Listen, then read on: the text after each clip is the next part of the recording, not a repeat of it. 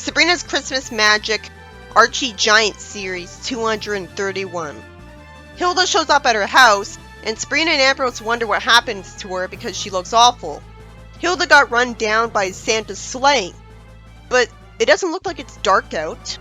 Why did this happen to her in broad daylight? Hilda doesn't know that it was Santa's sleigh, so once again she somehow doesn't know who Santa is, which would only make sense if this was a universe where she just moved to Earth. All she was doing was trying to take a flight to the store, and she didn't make it because she broke her broom. Why didn't she immediately fix it with magic?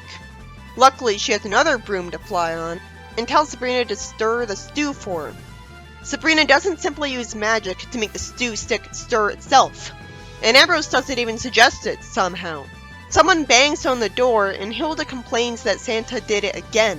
She wastes time complaining, as I wonder why Santa's sleigh was over her house again. And Sabrina wonders if it was her fault, and Ambrose agrees because Hilda's reckless. Hilda says that the last 5 people she hit were at fault. Somehow I doubt that. Hilda says no one's gonna put her out of action. She thinks he was kind of cute though, because which beauty standards are backwards. And then she finds a book in her bag about how to be irresistible to girls. She says that last accident he had a bag of stuff too, and they got some of the things mixed up. Then the doorbell rings, and Harvey shows up being optimistic. He says only one of his gifts wasn't great, and it was 4 ounces of chopped lizard tail.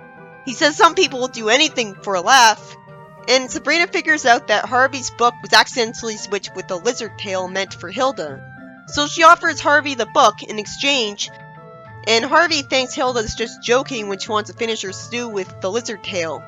Hilda's told that Santa wanted to speak to her on the roof. Eventually, the story ends with Hilda in his sleigh because Santa figured it was safer having her where he could keep an eye on her.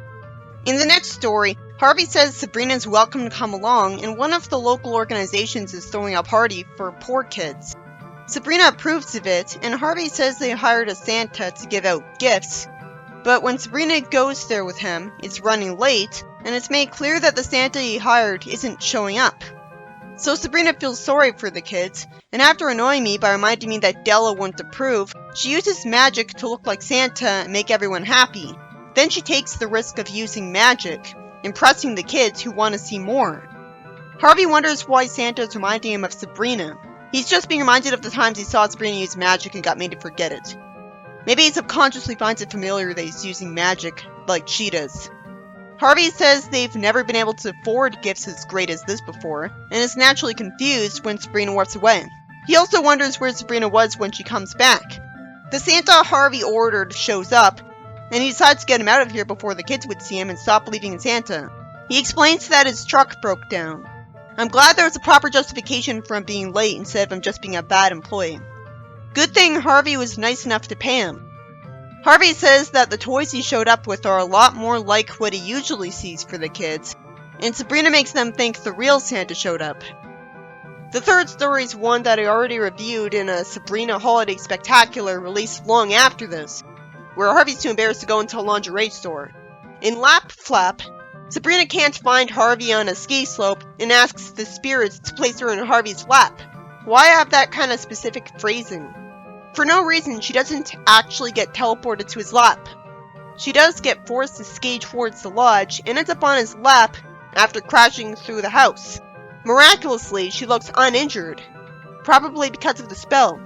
In the next story, after Sabrina tells Hilda that she's exhausted because the stores were mobbed with last-minute shoppers, Hilda thinks Sabrina got tired because she conjured up all of the gifts she got. But instead, Sabrina just bought them with babysitting money. I like that she explained how she had her money. Hilda's got a good point complaining about her wasting money. Sabrina says it just wouldn't be the same, in that a gift should come from the heart. She'd do a better job of explaining herself if she said, "It comes from the heart because you cared enough to waste money." When Harvey kisses Sabrina under the mistletoe, Hilda's annoyed at him, but fortunately not as much as she was in a different story. She gets a gift, and immediately says it's a beautiful shawl and cries because she found that so touching. I like how much faster the pacing is than in a much earlier story where he gave her a gift from his mother. It's just one panel where she changes her mind instead of her wondering why she got the gift for a while. She leaves the room, and Sabrina hears some noise and hopes Hilda's not zapping up a present. Why would she hope Hilda isn't zapping up a present for somebody? Why would she hope she wouldn't do a good deed? She tells her to hand her the broom and flies away, and gives Harvey a gift that he thanks her for. Sabrina compliments her and says she loves her, and the story ends. Then there's Zoom Broom, where Sabrina wonders why Hilda goes skiing with a broom and gets told it's her ski lift when there's not one. Then there's a depressing story I already reviewed in Sabrina Holiday Spectacular later on, where Harvey thinks Sabrina doesn't want a gift because it's too expensive and returns it. These stories look better in the Holiday Spectacular anyways. Of course, I'm not used to faded art from 70s comics. The first story is confusing because it doesn't make sense that Santa kept running into Hilda when it was daytime, not the night of Christmas Eve. Why would he go out sleighing during the daytime when people would be more likely to look up and see him? And of course it was Hilda's own fault for not just teleporting to where she wants to go and erasing the memory of anyone who witnesses it. But no, witches like to show off by flying in style. At least Santa made up for it by telling her to stay on his sleigh where it's safe. The second story was about Harvey showing a soft side by throwing a party for some poor kids at Christmas, where he hired a Santa to show up for it. But because his truck broke down on the way, Sabrina uses magic to disguise herself as Santa and give the kids better toys than they would have had otherwise. Well, at first I was bored at the idea of a main character substituting for Santa because it's so cliche.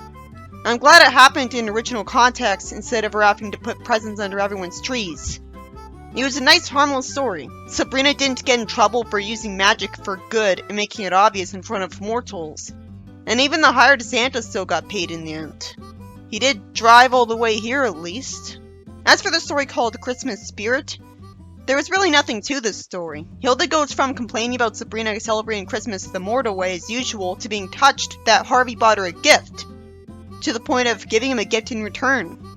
It's a nice story, it just feels a bit redundant because there was already a story where Hilda gets a gift and does something nice. Only it was from his mother last time.